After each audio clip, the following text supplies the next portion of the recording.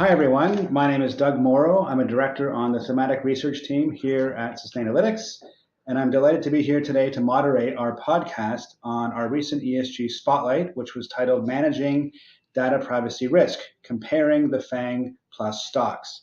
And I'm joined today by three team members. We have Matt Barg, who's a sector manager on our technology, media, and telecom team.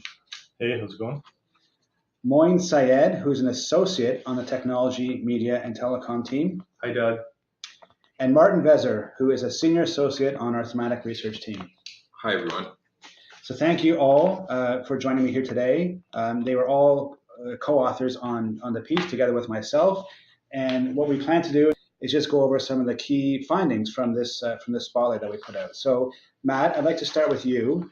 Can you just talk a little bit about data privacy risk and why it's so important these days for shareholders? Yeah, happy to get us started. So we've been watching data privacy as an important ESG issue for some time. I think Snowden in 2013 was sort of the big trigger, but in the last couple of years, several events have also pushed awareness of this. The breaches at Yahoo and Equifax were shocking because of their scale. Last summer, Google got hit with a record antitrust fine in Europe. We've seen the explosion of the term fake news and real concern about misinformation and manipulation online. And of course, Facebook recently got hit with news that Cambridge Analytica was harvesting its user data. So the big unifying factor in all of these controversies was data and often personally identifiable information. And what this helps us understand is just how central data is in how companies develop and provide products and services, marketing strategies, and also risk management. So data's pervasiveness is enabling or supporting a huge amount of economic activity. But with that upside comes expectation. Companies need to protect this asset, show that they understand what they are doing with it, and that they're capable of keeping it secure. This is more key because the data itself is from people. Regulators are keen in on this. There are already rules dictating how they collect and treat data, and we're seeing new ones. GDPR is the latest and greatest, and it might be, sort of the harbinger, as it were, of more. Users are more and more savvy about privacy and the advantage their data gives companies. So that's a trust that businesses need to protect. And investors are asking more and more about how companies they are invested in are using, treating, and protecting data, as they themselves become more educated and are wondering how they're supposed to make their decisions around this exploding, asset. So ultimately, the scrutiny on how companies are using data is here to stay, and it's focusing that exposure to risk. Great. Yeah, it's interesting that you say asset, because I think you're right. In this new economy, data is very much a new asset. In the same way that other commodities were in the past. I think that's really interesting. So, Moin, what's your view? Why do you think data privacy risk is so important, and why does it matter for investors? Sure, Doug. In this spotlight, we looked at the FAANG Plus stocks, which are Facebook, Apple, Amazon, Netflix, Google, alongside Microsoft and Twitter. But Matt hinted at this earlier.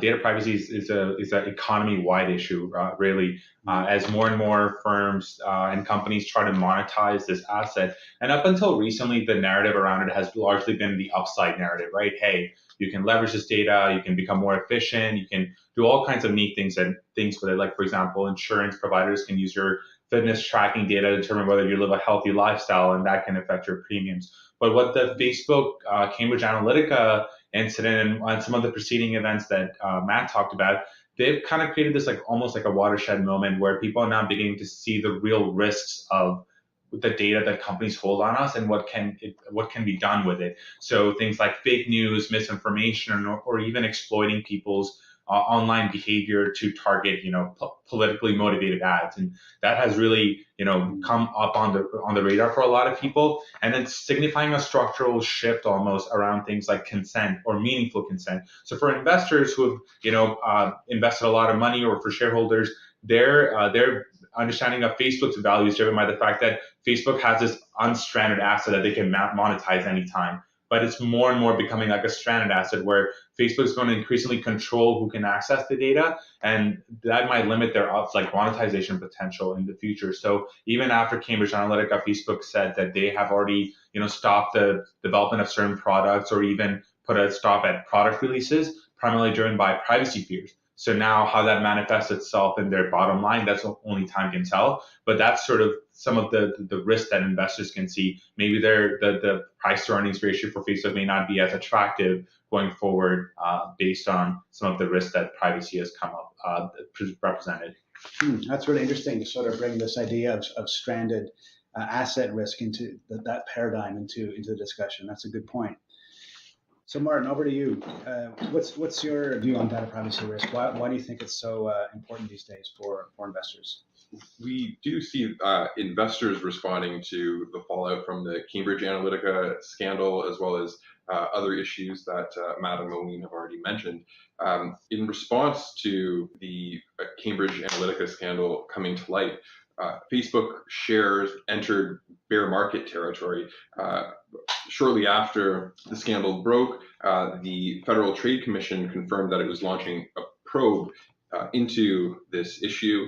And when that news hit the market, Facebook's shares fell more than 20 percentage points from its recent highs this year. We also see investors exiting positions and voicing concerns about the long-term potential effects of this probe by the FTC, as well as other regulations that are coming to market, including the GDPR. I should note, of course, since this Cambridge Analytica privacy scandal really hit a low point, the Facebook shares have rebounded substantially. In fact, in mid-June, shares reached a record high of nearly $200 US. And that's only 2 months after the Cambridge Analytica Facebook scandal broke. This year, the shares are up 9%, outpacing the S&P 500 by more than 3 percentage points. So all this is to say that the situation is still very much in flux. Investors are aware of the situation, monitoring it closely, and we will continue to look at these issues as the story progresses.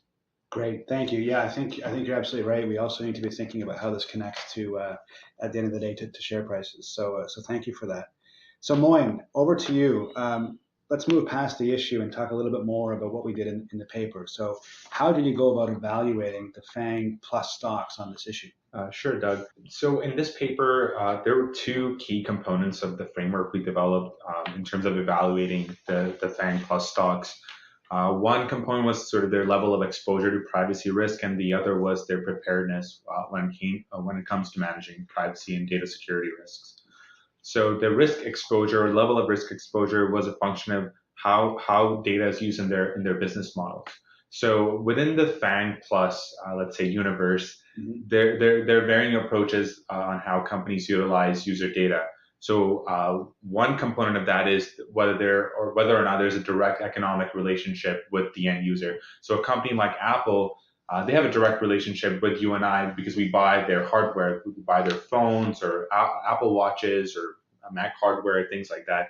But on the flip side is a company like Facebook, where it's considered a so-called free service, where the relationship is mostly driven by the fact that you sign up for free and they serve you ads. And this brings up to the other underlying component of sort of the risk exposure, ad versus non-ad.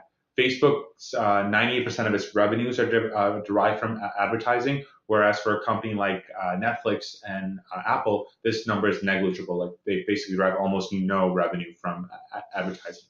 So those, within our sort of framework, those two drivers fed into it, and we determined sort of the level of exposure around that. So the more sensitive you are to ad revenue, the higher your risk exposure, because ultimately your bottom line, the company's bottom line, depends on aggressively monetizing user data, which again makes it possible for all kinds of potential abuse. With Cambridge Analytica, it was harvesting user data without explicit consent. And Facebook runs into that again and again, because every time they give access to somebody to use their user data on their platform, they run the risk that it could be abused in some way. And it's really hard to keep track of that data supply chain. So that's just sort of on the higher end of the exposure. But on Apple's side, they keep a very closed loop model where all the data, let's say that when you use your phone, is stored on your iPhone. Apple encrypts it. Even Apple itself can't see exactly what your messages are. So that's the other sort of approach to user data. Then on the sort of management side, we use Sustainalytics own indicators that we've been researching over the last, as part of our company research process to determine how companies disclose management mechanisms around privacy. So one indicator is our data privacy policy indicator, which examines the company's commitment to obtaining appropriate consent when it comes to user data. And the other one being data privacy and security programs, which measures the mechanisms involved in protecting user data, things like ISO 27001 certification or cybersecurity audits and things of that nature. So that sort of was the overarching framework for this paper. Great. So the model basically looks at risk on the one side and then risk management on the other. So that's the way these two are coming together. Yep. Okay, great. So Martin, tell us a little bit about what we found in the paper. Sure. So we look at these two dimensions. As you mentioned, we have risk exposure as one dimension and a company's capacity to manage personal data on the other side. So we looked at these two dimensions and positioned the FAANG Plus stocks on a matrix to show how they perform both in terms of their risk exposure and their management capacity. We see interesting differentials across these 7 stocks. We can see some companies on the high end of the exposure matrix, others on the low end of the exposure, and their management is what really separates them to allow us to identify the really strong performers and the weak performers. This is a simplified matrix, and it really takes into account a lot of complex information. We think that presenting this information in a simplified form will help investors get a sense of where these companies are leading and lagging the market. Just to get to some of the main conclusions, we find that Facebook is at a high risk position because it depends heavily on ad revenues. It also demonstrates a weak management on privacy risk. Its exposure is driven by its dominance as a social media platform, both within the Facebook platform as well as other companies that it owns, including WhatsApp and Instagram. We find Amazon sits somewhere between what we call an ad-based model and a closed loop model. Its primary revenues are from direct relationships with customers, but it also has expanded its portfolio to include products such as Echo or Alexa, which is a voice assistant. And there was recently a story about potential data issue with personal data being transferred to contacts from one of the users' accounts to someone else. We have Twitter facing risk exposure, but that risk exposure is limited based on its approach to developing a social network around interests rather than personal relationships. Netflix is limited in its exposure due to product offerings really being enhanced by user data that is kept within Netflix platform. Google is at high risk exposure due to its scope, accounting for 72% of the global search engine market. But unlike Facebook, Google has relatively strong privacy management programs and policies in place. Microsoft, its risk is mitigated by a diversity of revenue streams, but it is also exposed to user privacy issues connected to its ad-based revenue streams, such as Bing, which is a search engine that has been picking up quite a bit of steam lately, and its acquisition of LinkedIn. Apple is the only FAANG Plus stock that has a strong privacy management profile and low risk exposure. Its low risk is driven by its direct relationship with its users. It tracks user data for internal R&D initiatives to enhance its products and services, but the company has actually positioned itself as an advocate for privacy as a human right. So as we're continuing to monitor these companies and we see that they have been taking different positions on data privacy, we expect that their positions will change moving forward, but right now it appears that We have Apple leading the market as a company that's facing low exposure and strong management, where Facebook is on the other side of the spectrum, facing high exposure and demonstrating weak privacy management. Great. Okay, thank you. So Apple comes out on top, and Facebook, and to a lesser extent Amazon, come out as red flags in our analysis. Right. So thank you for that. So let's switch gears, and Matt, I'll start with you for our final question. Where do you think this is going to evolve over the next 1 to 2 years? How do you see data privacy risk evolving, and what do you think investors need to know? It's I think it's going to be interesting. I think the breadth of awareness and expectation will keep growing. I think there's some interesting themes that I'm seeing in what's happening. Pardon me. For instance, GDPR has a lot of consent-based expectation in that rule. And I think this focus on meaningful consent will continue to evolve as we grow our understanding of where data is being collected and just how much of it is being collected and what it's being used for. Mm-hmm.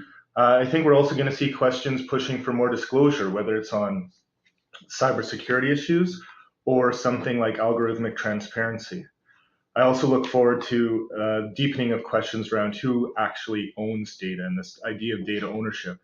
Users might reasonably be putting more expectation on maintaining ownership of their data as the awareness that companies are making money off of them grows, and they begin to more deeply understand the economic relationship that they enter into when they sign off on terms of service. On breadth, I think we often think of Facebook or Google when we think about personal data, but we're really moving into a world where everyday objects are connected to the internet. So companies everywhere can know when you're doing your laundry, what the temperature in your home is, exactly where your furniture is if you've got one of those robot vacuums, and what's in your fridge, and they can start serving you ads based on that if they so choose. There are healthcare applications, so there's all this medical information that will be digitized. Our cars will be driving themselves, and that's going to be a data-based kind of application. And cybersecurity in that respect will be very, very important. And we're talking about artificial intelligence all the time. Most of us probably have a fitness app that maybe stores our heart rate, and most of us have a phone that maybe gets unlocked with our fingerprint. So on top of all this other sort of personal information that's being collected, there's also more biometric data that we're freely giving into the system. So there's just more and more data. There's more and more understanding of each of us out there. So I think we're just now really recognizing the scale of data and its potential. And that promise will come with very substantial expectations that the rights of those providing the data are protected in order to for companies to maintain access to that asset. After Snowden, I used to think of the black swan risk, if you will, to ISPs would be that governments would just decide to cut off their access to data because user reaction would be so severe, and so the ad-based business model would get hit. But interestingly, I see that conversation playing out through channels such as antitrust. There's a lot of commentary going on amongst regulators or how we should regulate the data giants, and possibly should they be broken up. And I'm talking about Google and Facebook here. So I think this regulatory focus will also be interesting to watch, partly because of that antitrust angle, partly because there may be new privacy or data focused rules. But I think there's also some sort of non-privacy focused rules that might come into play, because a lot of the data that's being collected comes from protected groups. And I'm thinking of children and minorities here. So the idea of how certain things are being done that might discriminate or imperil some of these groups, and what rules might come into play there, could become something that companies need to defend themselves against. So I think it's multifaceted, and it's going to be dynamic, and it is not going to be dull even for a second. Wow, some big themes there: meaningful consent, algorithmic transparency, digitized economy. So some big themes coming down the pipeline. Moin, what about for you? How do you see this issue evolving? I think, Matt hinted at, talked about a lot of, really important stuff that will be interesting to watch. But I think another element that we can see from sort of on the company side would be privacy as an angle of competitive differentiation. Companies using it as a tool to, set themselves apart. So one example, again, we've talked about Apple a little bit as a sort of a strong performer as part within our study as well. And you can see in their most recent developer conference, they really talked about the release of their new iOS, where privacy was was sort of embedded throughout. Like each executive talked about how the new features that they're introducing have been developed with a view from privacy, ensuring that the user always has control, and that as far as Apple can help it, they limit the access to data. And interestingly enough, and again, this might be Apple's own marketing. To a large degree, Apple has stuck with this sort of commitment. And, Martin referred to the fact that they're probably one of the first companies to declare privacy as a human right. And with that, not only with that comes a lot of expectation, and I think Apple's trying to meet those expectations. But I think this is going to spill over into other companies. Other companies are going to realize that, hey, with sort of these scandals and with respect to privacy that are going on, they have a real chance to set themselves apart. And so we're probably going to see more and more privacy-focused features, beginning to show up in products and services. And again, that might, create, a little bit of a tension between sort of the ad-based models and the non-ad-based model companies. But again, I feel like that's probably one of the more interesting things we're going to see in the next couple of years. So data as part of competitive advantage in the economy. Yeah. Really interesting. Okay. Now, Martin, over to you. How do you see this issue evolving in the next little bit? Well, I see the issue evolving by expanding from this focus on some of the big tech companies to other sectors of the economy where personal data is being gathered and used and monetized in different ways. We've published reports about data privacy security affecting financial institutions. We've explored ways that security firms could potentially experience an upside in providing products and services to help other companies and individuals protect their data. So I see what we've done in this paper as really the beginning, the tip of the iceberg, if you will, looking at how some of these big tech companies have been facing risks and having to deal with the management of personal data.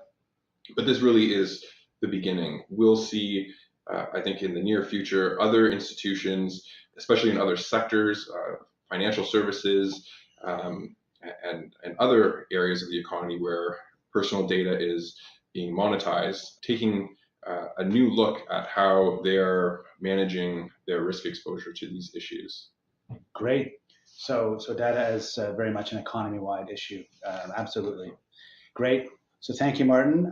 So let me conclude just by thanking the team here. So Matt Barg, Moin Syed, and Martin Bezer, thank you very much for your time, and thank you to our listeners for joining us today on this podcast. Thank you. Thanks, everyone. Thanks.